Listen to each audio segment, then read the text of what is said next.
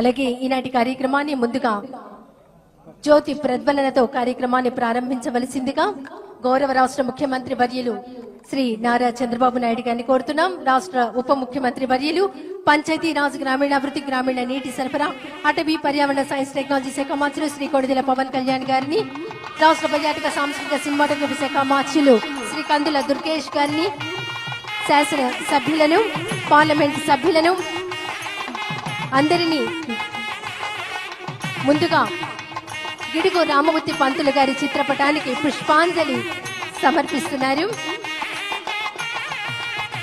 వేదిక మీదకు విచ్చేయవలసిందిగా ఆహ్వానిస్తున్నాం.